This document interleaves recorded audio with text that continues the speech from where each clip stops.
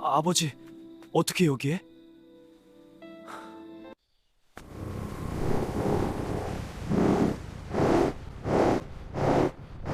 이 짐승만도 못한 놈! 안녕하세요. 발도 이야기입니다. 발도 이야기 어디서 듣고 계신가요? 구독, 좋아요 눌러주시고 계신 곳 댓글로 남겨주세요. 만복을 기원해 드리겠습니다. 감사합니다. 칠흑 같은 어둠이 강원도 깊은 산골을 집어삼킨 밤이었습니다. 만삭의 달조차 먹구름 뒤로 숨어버려 한치 앞도 분간할 수 없는 불길한 공기가 마을 전체를 휘감았습니다. 마을 변두리 삐딱하게 기울어진 초가집 한 채가 금방이라도 무너질 듯 위태롭게 서 있었습니다. 깨진 장독대 사이로 찬바람이 들이치고 문창살은 너덜거려 밤바람이 불 때마다 귀신 우는 소리를 냈습니다. 그 안에서 30줄에 들어선 막수는 충혈된 눈으로 방바닥을 노려보고 있었습니다. 방 안에는 앞을 보지 못하는 그의 아버지, 최 노인이 가만히 앉아 벽바닥을 더듬고 있었습니다. 평생을 산등성이를 타며 약초를 캐고 밭을 일구어 아들 하나 금쪽같이 키워냈으나 모진 세월은 그에게 눈병을 주었고 결국 두 눈의 빛을 앗아갔습니다. 최 노인이 떨리는 손으로 더듬거리며 밥사발을 찾았습니다. 그러나 그 사발 안에는 식은 밥알보다 모래가 더 많았습니다. 아들 막수가 노름판에서 잃은 돈에 눈이 멀어 밥 짓는 쌀에 모래를 섞어 내놓은 것이었습니다. 아버지, 오늘 드디어 제가 그 좋은 곳을 알아냈습니다. 거기 가면 고기 반찬에 비단 이부자리가 기다리고 있으니 어서 채비하십시오. 막수의 목소리는 벼려진 칼날처럼 서늘했습니다. 노름판 빚쟁이들에게 집터까지 잡힌 그에게 식충이처럼 밥만 축내는 눈먼 아버지는 더 이상 부모가 아니라 처분해야 할 짐짝이었습니다. 아무것도 모르는 최 노인은 아들의 거짓말에 주름진 얼굴을 환하게 폈습니다. 오냐, 막수야. 내가 고생이 많구나. 이 늙은 아비가 눈이라도 성했으면 내 짐을 덜어주었을 것을. 그래, 내가 가자는 곳이면 어디든 가마. 내 자식이 나를 나쁜 곳으로 데려가겠느냐. 최 노인은 아들이 내민 거친 지게 위에 몸을 실었습니다. 아들의 등이 오늘따라 왜 이리 차갑고 딱딱한지 알 길 없는 노인은 그저 아들의 목을 꼭 껴안았습니다. 그가 지게에 오르는 순간 마당 구석에 묶여있던 늙은 개 누렁이가 갑자기 미친 듯이 날뛰기 시작했습니다. 누렁이는 10년 전 세상을 떠난 막수의 어머니가 살아생전 자식처럼 아끼던 놈이었습니다. 평소 짖는 법도 잊은 듯 온순하던 누렁이가 목줄이 끊어질 듯 몸을 던지며 막수의 앞을 가로막았습니다. 이 짐승놈이 오늘따라 왜 이래? 어디서 감히 주인 가는 길을 막느냐? 막수는 투박한 발길질로 누렁이의 갈비뼈를 걷어찼습니다. 둔탁한 소리와 함께 누렁이가 나뒹굴었으나 놈은 이빨이 빠져 피를 흘리면서도 다시 일어나 막수의 바짓가랑이를 물고 늘어졌습니다. 누렁이의 눈망울은 이미 짐승의 것이 아니었습니다. 그것은 마치 안 된다. 이놈아, 내 아비를 죽이지 마라. 고 외치는 죽은 어머니의 처절한 눈빛과도 같았습니다. 막수는 소름이 돋아 몽둥이를 들어 누렁이의 머리를 내리쳤습니다. 깨갱거리는 비명이 산골을 울렸지만 막수는 단 한 번의 뒤돌아봄도 없이 산길을 오르기 시작했습니다. 그가 향하는 곳은 마을 사람들조차 이름만 들어도 몸서리를 치는 귀면곡이었습니다. 험준한 바위벼랑과 굴줄인 늑대떼가 출몰에 한 번 들어가면 살아서 나오기 힘들다는 죽음의 골짜기였습니다. 막수의 어깨를 짓누르는 것은 아버지의 몸무게가 아니라 인간이기를 포기한 죄악의 무게였습니다. 그러나 그는 어깨가 아파올수록 아버지를 향한 증오를 키웠습니다. 이 노인네만 없으면 집을 팔아 다시 노름판에 갈 수 있다는 악마의 속삭임이 그의 머릿속을 가득 채웠습니다. 막수야, 어디쯤 왔느냐? 공기가 참으로 서늘하구나. 산새 소리도 들리지 않으니 무척 깊은 산속인가 보구나. 다 왔습니다, 아버지. 조금만 더 가면 따뜻한 방이 나옵니다. 그러니 쓸데없는 소리 말고 가만히 계십시오. 최 노인은 아들의 거친 말투에 가슴이 철렁했습니다. 하지만 그는 아들의 땀 젖은 등을 가느다란 손으로 닦아주며 속삭였습니다. 막수야, 내가 너무 무겁지 않느냐? 미안하다. 이 늙은 몸뚱이가 너에게 짐이 되는구나. 내가 조금만 더 젊었어도 너를 업어주었을 텐데. 그 따뜻한 한마디에도 막수의 심장은 이미 돌처럼 굳어 있었습니다. 산길은 갈수록 가팔라졌고 썩은 나뭇가지가 옷을 찢으며 발목을 잡았습니다. 그때였습니다. 뒤편에서 피 냄새를 맡은 짐승의 거친 숨소리가 들려왔습니다. 머리가 깨지고 다리를 절뚝거리며 기어코 산까지 따라온 누렁이였습니다. 놈은 피눈물을 흘리며 막수의 앞길을 가로막고 바위에 머리를 찌우며 울부짖었습니다. 이 끈질긴 놈, 죽고 싶어 환장했느냐? 막수는 누렁이를 벼랑 아래로 밀쳐버렸습니다. 어둠 속으로 추락하는 개의 비명이 메아리 쳤지만 막수는 관기에 찬 눈으로 다시 걸음을 옮겼습니다. 어느덧 귀면곡의 깊은 바위골 앞에 도착했습니다. 습한 기운이 뼈를 파고드는 차가운 굴 아니었지만 막수는 아버지를 거칠게 바닥에 내려놓았습니다. 아버지, 여기가 아버님이 계실 곳입니다. 잠시만 기다리세요. 제가 마을에 내려가 맛있는 고기랑 술을 받아오겠습니다. 금방 올 테니 절대 움직이지 마십시오. 그래, 알았다, 내 아들아. 조심히 다녀오너라. 어두우니 발밑 조심하고. 내가 여기서 너를 위해 기도하며 기다리마. 최 노인은 아들이 내민 거짓된 약속을 생명줄처럼 붙잡고 차가운 바닥에 웅크려 앉았습니다. 막수는 단 한 번의 망설임도 없이 등을 돌려 산을 내려갔습니다. 무거운 지게를 벗어 던진 그의 발걸음은 가벼웠으나 그가 지나온 길에는 시커먼 죄업의 발자국이 남았습니다. 홀로 남겨진 최 노인은 보이지 않는 눈으로 아들이 떠난 방향만을 향해 귀를 세웠습니다. 막수야, 벌써 멀리 갔느냐? 내 아들아, 조심히 가거라. 노인의 가냘픈 목소리는 메아리가 되어 돌아올 뿐이었습니다. 정적만이 가득하던 굴 주변으로 어느덧 서늘한 짐승의 안광이 하나둘씩 나타나기 시작했습니다. 굶주린 늑대들이 피 냄새와 인간의 채취를 맡고 몰려든 것이었습니다.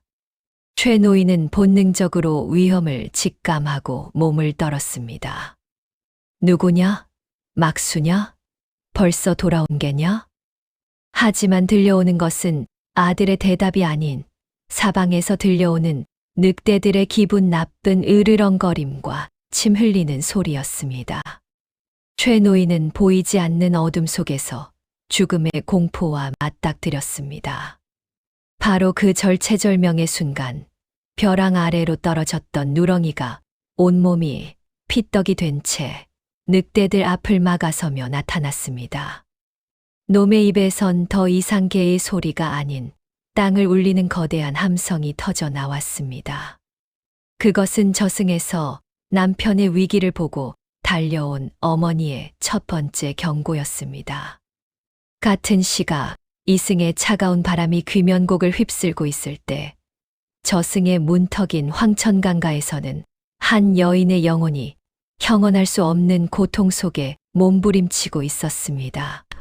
10년 전 병든 몸으로도 자식 걱정만 하다 숨을 거두었던 막수의 어머니 김씨였습니다. 저승의 법도에 따라 이승의 일을 들여다볼 수 있는 업경대 예진 다의 앞에 선 그녀는 피눈물을 쏟아냈습니다. 거울 속에는 평생을 의지하며 살아온 남편 최노인이 자신이 목숨보다 아꼈던 아들의 손에 이끌려 늑대굴에 버려지는 참상이 고스란히 비치고 있었습니다. 대왕님, 염라대왕님, 제발 저를 좀 도와주십시오. 저 불쌍한 영감의 죄가 무엇이기에 저토록 처참한 죽음을 맞이해야 한단 말입니까? 제 아들 놈이 미쳐도 단단히 미쳤습니다. 사람의 탈을 쓰고 어찌 저런 짓을 한단 말입니까?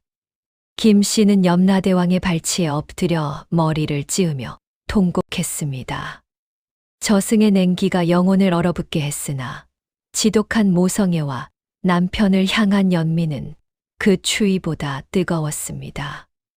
원래 죽은 자는 이승의 일에 관여할 수 없는 법이나 김 씨의 평생에 걸친 선행과 자식의 폐륜을 막고자 하는 절박함이 저승의 법도를 움직였습니다. 염라대왕은 무거운 침묵 끝에 입을 열었습니다.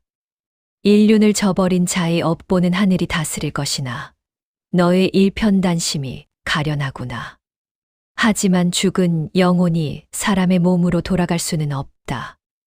마침 저 산 위에서 주인을 지키려다 숨이 끊어지기 직전인 늙은 개가 있으니 하룻밤만 그 몸을 빌려 내 남편을 구하도록 하라. 단, 닭이 3번 울기 전까지 돌아오지 못하면 내 영혼은 영원히 구천을 떠돌며 소멸할 것이다. 그래도 가겠느냐? 1000번을 소멸하고 10,000번을 찢겨도 좋습니다. 제발 보내만 주십시오. 김 씨의 영혼은 허락이 떨어지기 무섭게 빛의 속도로 이승의 어둠을 뚫고 달렸습니다. 귀면곡 바위굴 앞 분줄인 늑대떼는 이미 최노인의 코앞까지 다가와 있었습니다. 최노인은 보이지 않는 눈을 지켰던 채 사방에서 느껴지는 죽음의 기운에 사들사들 떨고 있었습니다.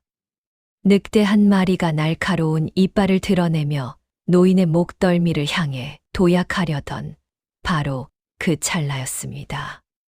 벼랑 끝에서 피투성이가 된 채 숨을 헐떡이던 누렁이의 몸이 갑자기 기이하게 부풀어 올랐습니다. 개는 단숨에 늑대들 앞을 가로막으며 섰습니다. 누렁이의 눈은 더 이상 흐릿한 노견의 것이 아니었습니다. 서슬퍼런 금빛 광채가 안광에서 뿜어져 나왔고 털은 꼿꼿이 서서 마치 성난 사자의 갈기처럼 변했습니다. 김 씨의 영혼이 누렁이의 육신에 깃든 것이었습니다. 어디라고 감히 내 남편을 넘보느냐. 이 미천한 짐승들아, 당장 물러나지 못할까. 누렁이의 목구멍에서 터져 나온 것은 짐승의 짖음이 아니었습니다. 산을 뒤흔들고 땅을 가르는 장엄한 호랑이의 포효였으며 그 안에는 죽은 자의 서늘한 위엄이 서려 있었습니다. 늑대들은 본능적으로 공포를 느꼈습니다. 자신들보다 훨씬 거대하고 강력한 영적인 기운에 압도당한 늑대떼는 꼬리를 말며 어둠 속으로 흩어졌습니다. 최노인은 갑작스러운 소란과 알 수 없는 맹수의 포효에 놀라 바닥을 더듬었습니다. 누가? 거기 누구냐? 막수냐? 내 아들이 벌써 온 것이냐? 아니면 산신령님이 나를 보러 오신 게냐? 누렁이는 천천히 최노인에게 다가갔습니다. 짐승의 거친 발소리가 아닌 조심스럽고 다정한 발걸음이었습니다. 누렁이는 최노인의 마른 손등과 주름진 뺨을 정성스럽게 핥았습니다. 최노인은 흠칫 놀랐으나 이내 개의 핥음에서 이상한 따스함을 느꼈습니다. 10년 전 고된 하루를 마치고 돌아오면 아내가 수건을 적셔 얼굴을 닦아주던 그 부드러운 손길이 느껴진 것입니다. 노인은 보이지 않는 손으로 개의 머리를 감싸 안았습니다. 너는 누렁이가 아니냐? 그런데 어찌 내 숨결이 내 죽은 마누라 같으냐? 허허, 내가 죽을 때가 다 되어 헛것이 느껴지는 모양이구나. 여보, 당신이 나를 데리러 온 것이오? 누렁이는 대답 대신 노인의 옷자락을 입으로 물어당겼습니다. 이 춥고 위험한 굴을 벗어나야 한다는 무언의 신호였습니다. 김 씨의 영혼이 깃든 누렁이는 산신령이 길을 터주듯 험한 산길을 안내하기 시작했습니다. 눈먼 노인에게 산길은 지옥과도 같았으나 누렁이는 노인의 발밑에 돌부리가 있으면 몸으로 막아 비켜가게 하고 낭떠러지가 나타나면 짖어서 걸음을 멈추게 했습니다. 가시덩굴이 가로막으면 누렁이가 먼저 몸을 던져 길을 냈고 노인이 기력이 다해 주저앉으려 하면 자신의 등을 내주어 지탱하게 했습니다. 그것은 개와 주인 사이의 교감이 아니라 이승과 저승을 초월한 부부의 애틋한 동행이었습니다. 한편 마을 주막에서 아버지를 버리고 술을 들이키던 막수는 기분 나쁜 오한에 몸을 떨었습니다. 술을 마셔도 취하지 않고 자꾸만 등 뒤에서 누군가 자신을 노려보는 듯한 시선이 느껴졌습니다. 주막 촛불이 까닭없이 파르르 떨리다 꺼지자 막수는 왠지 모를 불안감에 휩싸여 집으로 발걸음을 재촉했습니다. 에잇, 재수 없게 촛불은 왜 꺼지고 난리야. 그 노인네 지금쯤이면 벌써 산짐승밥이 됐겠지. 이제 이 집만 팔면 노름 빚도 갚고 다시 시작할 수 있어. 막수는 애써 사악한 미소를 지으며 대문을 열었습니다. 하지만 대문을 여는 순간 그는 자신의 눈을 의심했습니다. 마당 한가운데 자신이 산속 깊은 바위굴에 버리고 온 아버지가 누렁이의 호위를 받으며 꼿꼿이 서 있었던 것입니다. 누렁이의 눈은 어둠 속에서도 형형하게 빛나고 있었고 놈은 막수를 보자마자 낮게 으르렁거리며 털을 세웠습니다. 그 기세가 어찌나 무시무시한지 막수는 몽둥이를 들 생각조차 못하고 바닥에 주저앉았습니다. 아, 아버지가 어찌 분명 그 깊은 골짜기에 버리고 왔는데 저 귀신 같은 개는 또 뭐란 말이야. 이놈 막수야, 내가 어찌 이 아비를 죽이려 했단 말이냐. 내 눈이 멀었다고 내 자식인 너까지 괴물이 된 줄은 몰랐구나. 사람이 어찌 제 부모를 짐승의 먹이로 준단 말이냐. 최 노인의 일갈이 밤하늘을 갈랐습니다. 막수는 잠시 당황했으나 곧 주변에 보는 이가 없음을 확인하고 도끼를 품었습니다. 그는 마당 구석에 있던 몽둥이를 집어들었습니다. 에잇, 이 노인네가 곱게 죽지 않고 기어이 사서 고생을 하는구먼. 이 개새끼와 함께 묻어버려야겠어. 당신이 죽어야 내가 산단 말이야. 막수가 광기에 찬 눈으로 몽둥이를 치켜들고 아버지에게 달려들려던 찰나였습니다. 누렁이가 번개처럼 날아올라 막수의 팔을 물어뜯었습니다. 뼈가 으스러지는 소리와 함께 막수가 비명을 질렀습니다. 그리고 바로 그 순간 달빛이 누렁이의 그림자를 비추자 기이한 현상이 일어났습니다. 개의 그림자가 점점 커지고 일그러지더니 긴 머리를 늘어뜨린 어머니 김 씨의 서슬퍼런 형상이 마당 전체를 뒤덮었습니다. 공포에 질린 막수의 눈앞에 죽은 어머니의 얼굴이 허공에 떠올랐습니다. 그것은 자애로운 어머니가 아니라 자식의 폐륜에 분노한 수호신의 얼굴이었습니다. 어머니의 영혼은 누렁이의 입을 빌려 천둥 같은 호통을 내질렀습니다. 막수야, 이 불효막심한 놈아, 내 너를 어찌 키웠는데 내가 어찌 이토록 모질단 말이냐. 마당은 이제 이승의 공간이 아니었습니다. 저승의 냉기와 어머니의 한서린 분노가 휘몰아치는 심판의 장이 되어버렸습니다. 막수는 이제 도망칠 곳도 숨을 곳도 없었습니다. 마당을 뒤덮은 서늘한 냉기는 산자의 숨통을 조일 듯 강력했습니다. 막수는 제 어머니의 형상을 한 그림자가 누렁이의 몽 위로 겹쳐지는 것을 보고 넋을 잃었습니다. 몽둥이를 쥔 손은 사시나무 떨듯 떨렸고 입에서는 짐승 같은 신음이 새어 나왔습니다. 10년 전 병석에서도 아들의 이름을 부르며 숨을 거두었던 어머니였습니다. 그런 어머니가 지금 짐승의 눈을 빌려 자신을 심판하러 온 것이었습니다. 어머니. 이럴 리가 없어. 어머니는 벌써 돌아가셨는데. 저 개새끼가 미친 개야. 내 눈이 잘못된 개야. 막수는 현실을 부정하며 뒷걸음질 쳤습니다. 하지만 누렁이, 아니 김 씨의 영혼이 깃든 그 존재는 막수의 멱살을 잡을 듯 무섭게 돌진했습니다.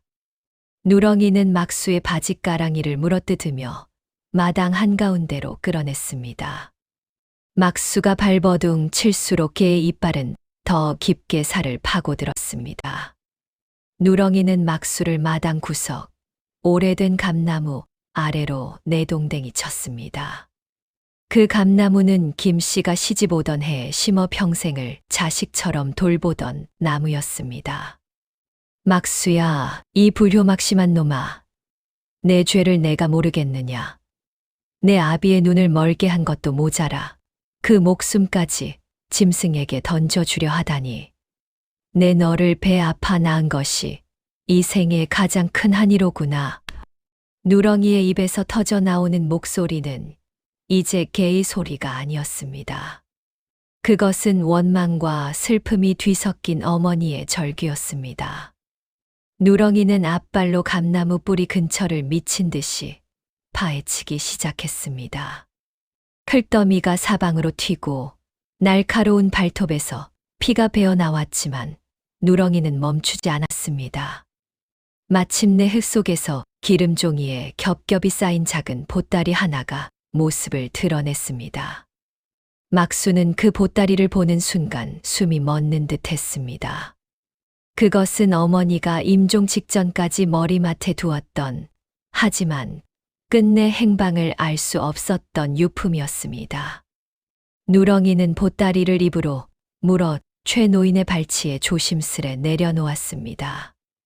그리고 막수를 매서운 눈으로 노려보며 명령했습니다. 그 보따리를 열어보아라. 내가 사람의 탈을 썼다면 그 안에 무엇이 들어있는지 똑똑히 보란 말이다. 막수는 떨리는 손으로 기름종이를 벗겨냈습니다. 그 안에는 은화 열량과 함께 낡은 헝겊 조각에 피로 쓴 듯한 글귀가 적혀 있었습니다. 은화 열량은 가난했던 김 씨가 평생 남의 집 빨래와 품팔이를 하며 한 푼, 두 푼 모아온 그녀의 목숨과도 같은 재산이었습니다.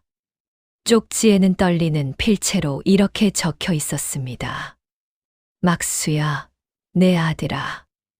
내 아비의 눈에 병이 깊어 한치 앞을 못 보게 되었으니 내가 죽거든 이 돈으로 한양의 용한 의원을 찾아가 내 아비의 빛을 찾아주어라. 남은 돈으로는 내 장가를 들어 이 어미의 마지막 소원을 풀어다오. 절대로 노름판에 이 돈을 흘리지 말고 내 아비의 남은 생을 지켜다오. 글귀를 읽어 내려가는 막수의 얼굴이 시체처럼 창백해졌습니다. 그는 자기가 버리려 했던 아버지가 사실은 어머니가 목숨을 걸고 지키려 했던 존재였음을, 그리고 그 어머니가 죽어서도 자기를 믿고 재산을 숨겨두었음을 깨달았습니다. 막수는 은화 열량을 손에 쥐고 울부짖었습니다. 하지만 그것은 참회의 눈물이 아니라 자신의 범죄가 만천하에 드러난 자의 비굴한 절규였습니다. 어머니, 제가 잘못했습니다. 제가 돈에 눈이 멀어 그만. 다시는 안 그러겠습니다. 최 노인은 아들의 자백과 아내의 쪽지 내용을 전해 듣고는 대성통곡하며 바닥을 쳤습니다. 여보, 이 못난 영감을 위해 당신이 이토록 애를 썼단 말이오. 내가 눈이 멀어 당신 유언도 못 지키고 자식 놈을 괴물로 키웠구려. 나를 데려가오. 나를 저승으로 데려가 주오. 바로 그때였습니다. 먼 산등성이 너머로 새벽을 알리는 첫 번째 닭의 울음소리가 희미하게 울려 퍼졌습니다. 염라대왕과의 약속된 시간이 다가온 것입니다. 누렁이의 몸을 감싸고 있던 금빛 안광이 서서히 흐려지기 시작했습니다. 김 씨의 영혼은 마지막 힘을 다해 최 노인의 손을 입으로 핥았습니다. 이제는 다시 볼 수 없을 남편에게 건네는 마지막 작별 인사였습니다. 누렁이는 평온한 얼굴로 최 노인의 무릎 위에 머리를 뉘었습니다. 놈의 눈에서 맑은 눈물 한 방울이 떨어졌습니다. 닭이 두 번째 울음을 터뜨리자 누렁이의 몸에서 하얀 연기 같은 형상이 빠져나와 하늘로 서서히 올라갔습니다. 그 형상은 잠시 공중에 머물며 아버지를 지키는 듯 하더니 이내 달빛 속으로 사라졌습니다. 영혼이 떠난 누렁이의 몸은 차갑게 식어갔습니다. 10년을 주인 곁을 지키고 죽어서 영혼의 길까지 내어준 충직한 개의 마지막이었습니다. 누렁아, 여보, 가지 마오. 최 노인은 차가워진 누렁이의 사체를 안고 울부짖었습니다. 날이 완전히 밝자 숲속에서 들려온 기괴한 포효와 비명에 놀란 마을 사람들이 하나둘 막수의 집으로 모여들었습니다. 마당 한가운데 펼쳐진 처참한 광경과 최 노인의 증언, 그리고 어머니의 유언장은 막수의 폐륜을 증명하는 명백한 증거가 되었습니다. 마을 이장은 분노하여 소리쳤습니다. 사람의 탈을 쓰고 어찌 이런 짓을 한단 말이냐. 내 놈은 짐승보다 못한 존재다. 당장 관하로 끌고 가라. 막수는 마을 사람들에게 문매를 맞으며 관하로 압송되었습니다. 그는 부모를 죽이려 한 대역죄로 유배지에 보내졌고 그곳에서 평생을 차가운 족쇄에 묶여 노역을 하며 살게 되었습니다. 한편 최 노인에게는 기적이 일어났습니다. 아내의 유품인 은화 열냥을 손에 쥐고 매일 밤 기도를 올리던 어느 날 그의 흐릿하던 눈앞으로 한 줄기 빛이 스며들었습니다. 어머니의 간절한 보살핌이었을까요? 아니면 노인의 지극한 그리움이 하늘을 감동시킨 것일까요? 최 노인은 한쪽 눈의 시력을 기적적으로 되찾았습니다. 시력을 되찾은 노인이 가장 먼저 한 일은 감나무 아래 누렁이의 묘를 만드는 것이었습니다. 그는 무덤 앞에 서서 아내가 좋아하던 노란 민들레를 심었습니다. 여보, 이제 보이오. 당신이 지켜준 이 세상이, 당신이 사랑한 이 산천이 똑똑히 보이오. 고맙소, 정말 고맙소. 최 노인은 남은 은화로 마을에 헐벗은 이들을 돕고 가난한 아이들에게 그를 가르치며 여생을 보냈습니다. 사람들은 그를 아내의 영혼이 깃든 개가 지킨 노인이라 부르며 존경했습니다. 부모를 버린 자는 짐승보다 못한 처지가 되고 진심을 다한 미물은 영혼의 사자가 되어 은혜를 갚는다는 이 이야기는 수백 년이 흐른 지금까지도 우리에게 깊은 울림을 줍니다. 부모님 살아계실 때 밥 한 그릇 더 챙겨드리고 따뜻한 손 한 번 더 잡아드리는 것이 저승에서 올리는 그 어떤 호사스러운 제사보다 값진 효도임을 잊지 마십시오. 당신의 등 뒤에는 지금도 당신을 위해 기도하는 부모님의 간절한 마음이 함께하고 있습니다. 오늘 이야기는 여기까지입니다. 긴 이야기 들어주셔서 감사합니다. 편안한 시간 되십시오.